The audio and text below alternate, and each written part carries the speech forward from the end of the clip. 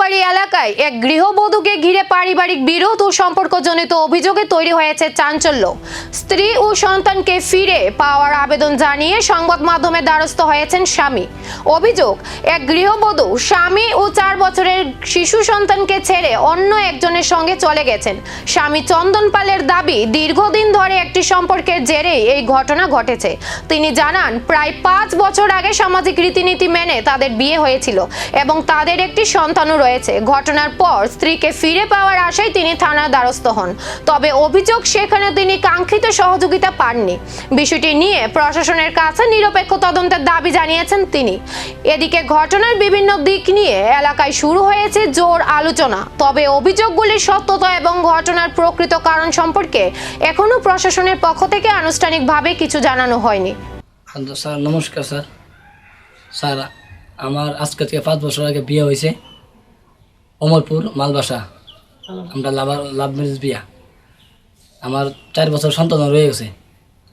আমার বউ দীর্ঘদিন ধরে স্কুলে আসা যাওয়া করে, অঙ্গনারী স্কুলে আবার দিতে যা আনতে যা।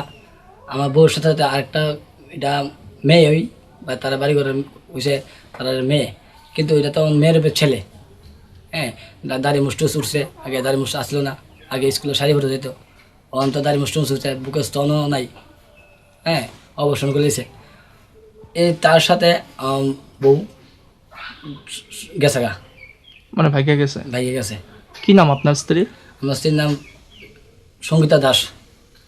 আর ও যার সাথে গেছে ওর নাম হলো বাড়িঘর জায়গায় কুর্তি, আর এমনি নাম হলো প্রতীক পাল। তো আমার বউ তো কাজ করবো, আমি ভাবছিলাম জীবনে আমার বউতে কাজ করবো, আমার ছেলেরা সবাই যাইব। আর তাই হচ্ছে তারা তো ভালোবাসে, আমি সবসময় তাই কুর্তি দিই। আবার কুর্তি দিয়ে রাখলে বড় আমার কুর্তি দিয়ে যাইস না, কুর্তি ভাই ডাক, কুর্তি ভাই চলে, কুর্তি ভাইটাই তোমার সমান দেটাই, তুমি আজকে আমার লগে সমান কাজটা করলা, আমার পালায় গেছে। এটি কি শুধুই পারিবারিক বিরোধ, নাকি এর পেছনে রয়েছে আরো কোনো অজানা কারণ?